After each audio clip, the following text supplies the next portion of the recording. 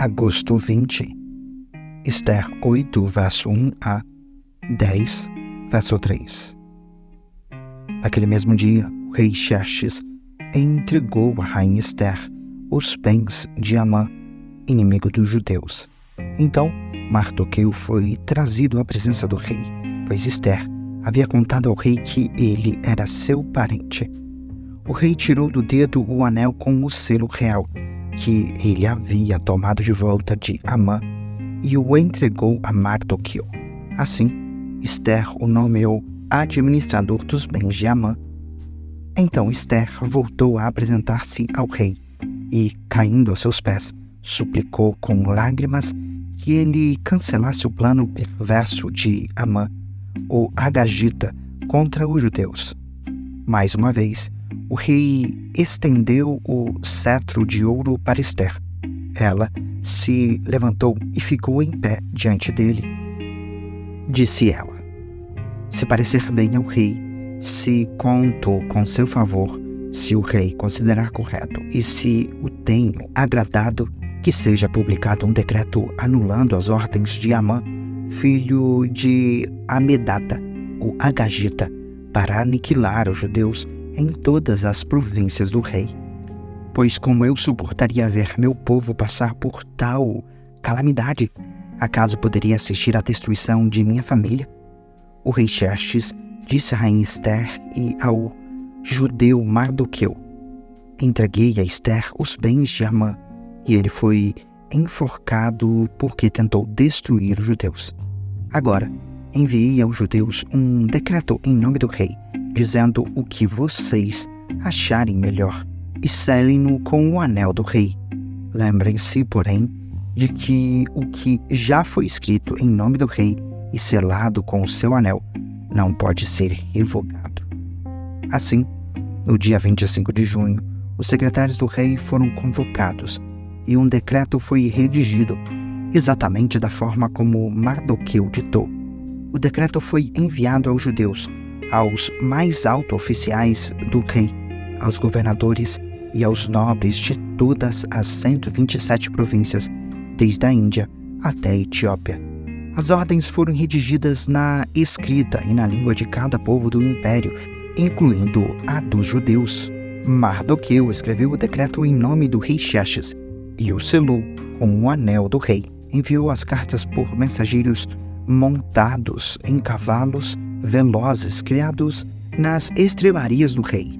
O decreto do rei concedia aos judeus de todas as cidades autoridade para se reunirem e defenderem a própria vida.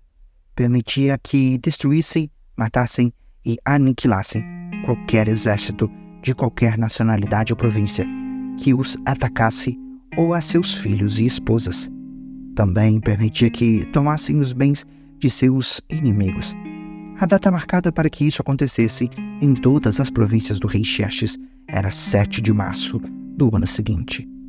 Uma cópia do decreto devia ser publicada como lei em cada província e proclamada a todos os povos, a fim de que os judeus estivessem preparados para se vingar de seus inimigos na data marcada. Por ordem do rei, os mensageiros saíram a toda pressa, montados em cavalos velozes, criados nas estrebarias do rei. O decreto também foi proclamado na fortaleza de Suzã. Mardoqueu saiu da presença do rei vestido com trajes reais em azul e branco, uma grande coroa de ouro e um manto de linho fino e tecido vermelho, e o povo de Suzã comemorou alegremente o novo decreto. Os judeus se encheram de felicidade e alegria e foram honrados em toda parte. Em cada província e cidade, em cada lugar aonde o decreto do rei chegava, os judeus se alegravam muito e comemoravam com grandes banquetes, festas e feriados. Muitos que pertenciam a outros povos do império se tornaram judeus, porque temiam o que os judeus pudessem fazer com eles. Assim, no dia 7 de março, os 2 decretos do rei entraram em vigor. Nesse dia, os inimigos dos judeus esperavam dominá-los, mas aconteceu o contrário. Os judeus dominaram seus inimigos, reuniram-se em suas cidades em todas as províncias do rei Xerxes para atacar qualquer um que procurasse lhes fazer mal. Ninguém conseguiu resistir-lhes, pois todos tinham muito medo deles. E todos os nobres das províncias, os mais altos oficiais, os governadores e os oficiais do rei ajudaram os judeus, pois temiam Mardoqueu. Ele havia sido promovido no palácio do rei e, à medida que se tornava mais poderoso, sua fama se espalhava por todas as províncias. Portanto, na data marcada, os judeus feriram os seus inimigos à espada, mataram e aniquilaram seus inimigos e fizeram o que queriam com aqueles que os odiavam. Só na fortaleza de Suzã, os judeus atacaram e mataram 500 homens. Também mataram Parsadata, Dalfon, Aspata, Porata, Adália, Aridata, Parmasta, Arisaia, Aridai e Vaizata, os 10 filhos de Amã, filho de Amedata, inimigo dos judeus. No entanto, não tomaram nenhum despojo. Naquele mesmo dia, quando o rei foi informado do número de pessoas mortas das fortalezas de Suzã, mandou chamar a rainha Ester e disse: só na fortaleza de Suzã, os judeus mataram 500 homens, além dos filhos de Amã. Se fizerem isso aqui, o que terão feito nas províncias? E agora, o que mais deseja? Seu pedido será atendido. Diga-me, e será feito. Ester respondeu: se parecer bem ao rei, dê permissão aos judeus de Suzã para que façam novamente amanhã o mesmo que fizeram hoje, e que os corpos dos 10 filhos de Amã sejam pendurados na forca. O rei concordou e publicou o decreto em Suzã, e os corpos dos 10 filhos de Amã foram pendurados na forca. Então, no dia 8 de março, os judeus de Suzã se reuniram e mataram 300 homens. Mais uma vez, porém, não tomaram nenhum despojo. Enquanto isso, os outros judeus em todas as províncias do rei haviam se reunido para defender a própria vida. Livraram-se de seus inimigos ao matar 75.000 dos que odiavam os judeus. No entanto, não tomaram nenhum despojo. Isso foi feito em todas as províncias no dia 7 de março, e no dia 8 descansaram e comemoraram sua vitória como um dia de festa e alegria. Os judeus de Suzã mataram seus inimigos nos dias 7 e 8 de março e descansaram no dia 9, fazendo dele um dia de festa e alegria. Por isso, os judeus que vivem em povoados das regiões rurais celebram a festa anual nesse dia determinado, data em que se alegram, festejam e presenteiam uns aos outros com alimentos.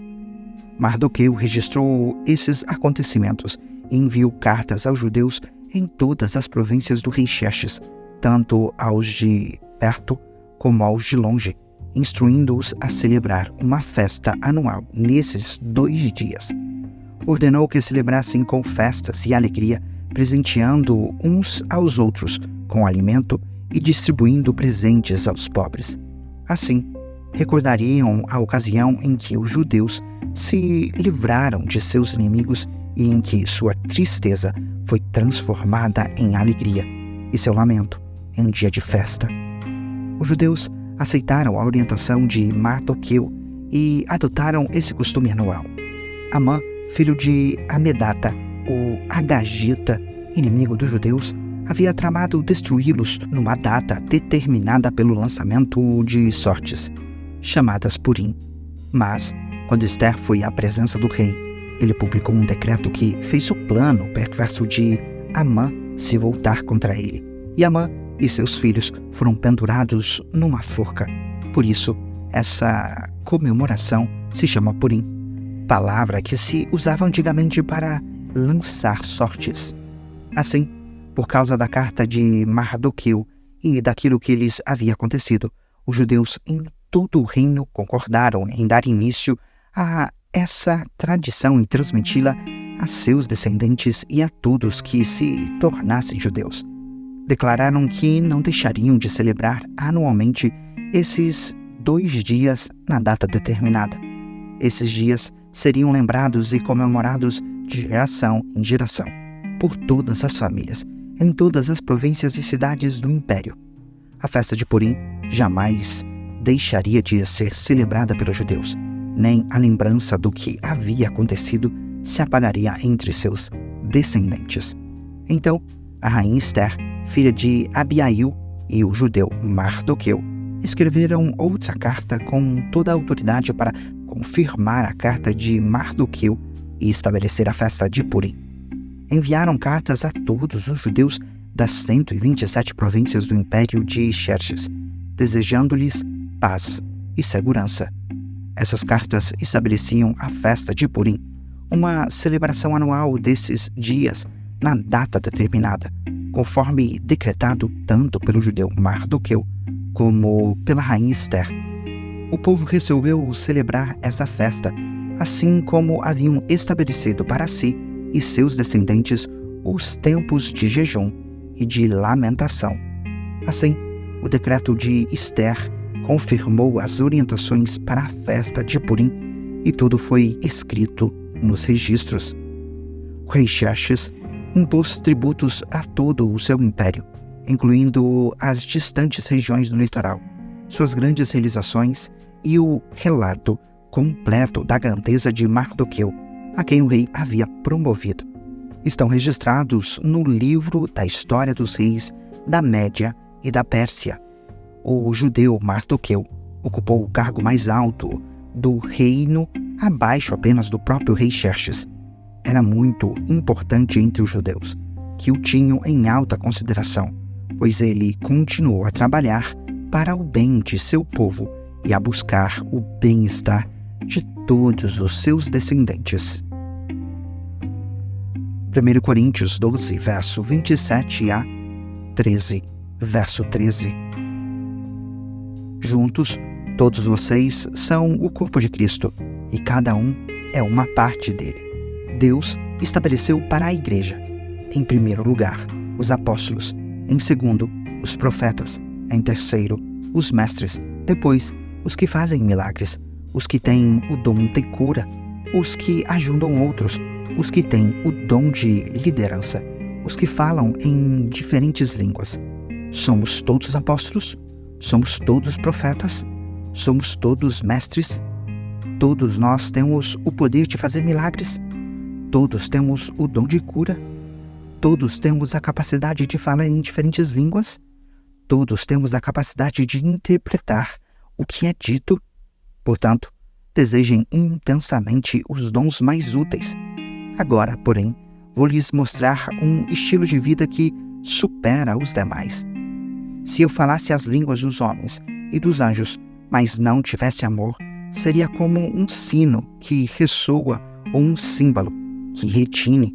Se eu tivesse o dom de profecias, se entendesse todos os mistérios de Deus e tivesse todo o conhecimento, e se tivesse uma fé que me permitisse mover montanhas, mas não tivesse amor, eu nada seria.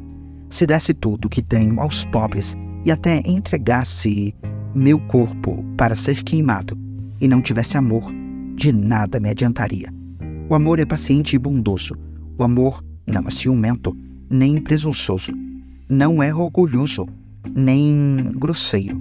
Não exige que as coisas sejam à sua maneira. Não é irritável, nem é rancoroso. Não se alegra com a injustiça, mas sim com a verdade. O amor nunca desiste, nunca perde a fé, sempre tem esperança e sempre se mantém firme. Um dia, profecia, línguas e conhecimento desaparecerão e cessarão, mas o amor durará para sempre. Agora, nosso conhecimento é parcial e incompleto, e até mesmo o dom da profecia revela apenas uma parte do todo. Mas, quando vier o que é perfeito, essas coisas imperfeitas desaparecerão. Quando eu era criança, falava, pensava e raciocinava como criança, mas, quando me tornei homem, deixei para trás as coisas de criança. Agora vemos de modo imperfeito, como um reflexo no espelho. Mas, então, veremos tudo face a face.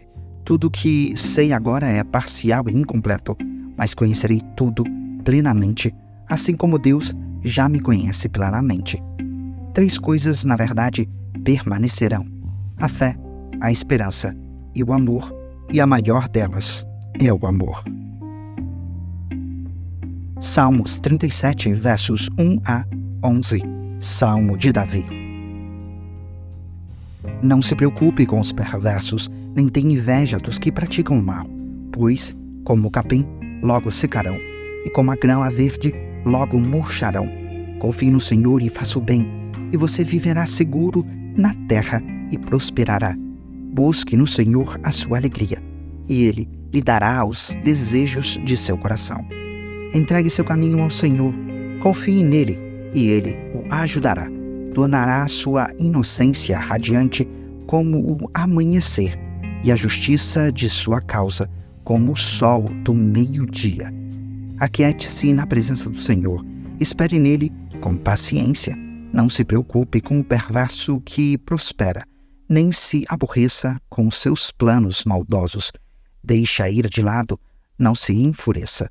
Não perca a calma, isso só lhe trará prejuízo, pois os perversos serão destruídos, mas os que confiam no Senhor possuirão a terra. Em breve, o perverso desaparecerá. Ainda que o procure, não o encontrará. Os humildes possuirão a terra e viverão em paz e prosperidade. Provérbios 21, versos 23 e 24. Cuide da língua e fique de boca fechada, e você não se meterá em apuros. O zombador é orgulhoso e convencido, e age com extrema arrogância.